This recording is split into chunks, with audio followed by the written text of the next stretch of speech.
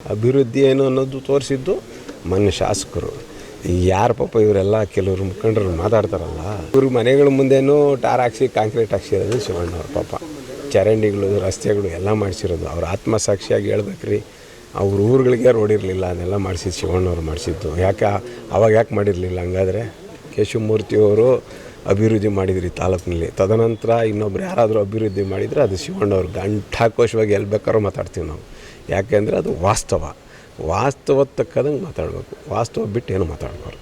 ಬ್ಯಾಗಡ ಗ್ರಾಮ ಪಂಚಾಯತ್ ಸಾಕಷ್ಟು ಅಕ್ರಮಗಳಾಗಿದೆ ಅಂತ ಸಾಕಷ್ಟು ತಮಗೂ ಆರೋಪ ಮಾಡ್ತಾರಂತ ಬಿ ಜೆ ಪಿ ನಾಯಕರು.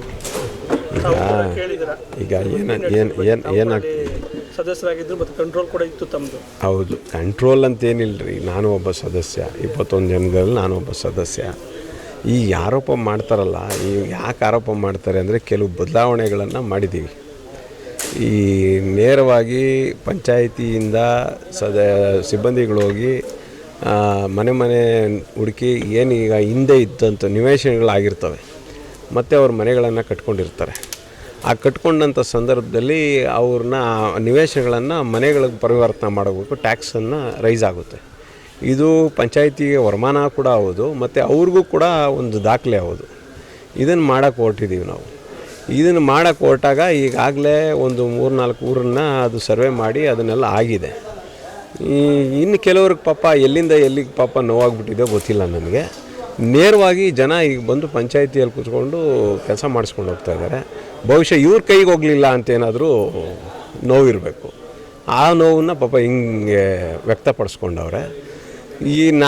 ನಾನು ಒಬ್ಬ ಸದಸ್ಯ, ನಾನು ಮುಖಂಡ, ನಾನು ಯಾವ ಖಾತೆಗಳು ಹಿಡ್ಕೊಂಡು ಪಂಚಾಯತಿಗೆ ಹೋಗಲ್ಲಪ್ಪ.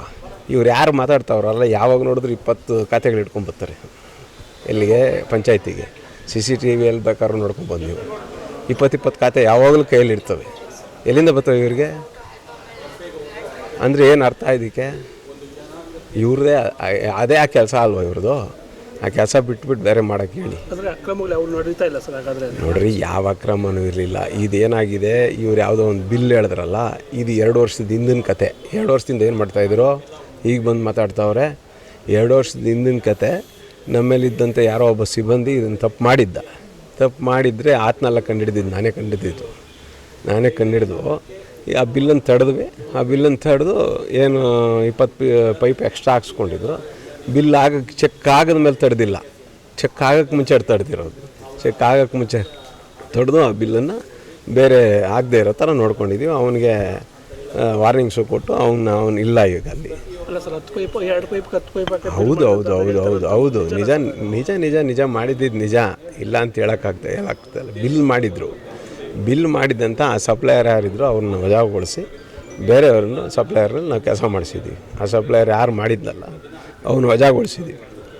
ಬೇರೆಯವ್ರಿಗೆ ನಾವು ಅವಕಾಶ ಮಾಡಿಕೊಟ್ಟಿದ್ದೀವಿ. ಆ ಬಿಲ್ ಅಮೌಂಟು ಕೊಡಲಿಲ್ಲ ನಾವು.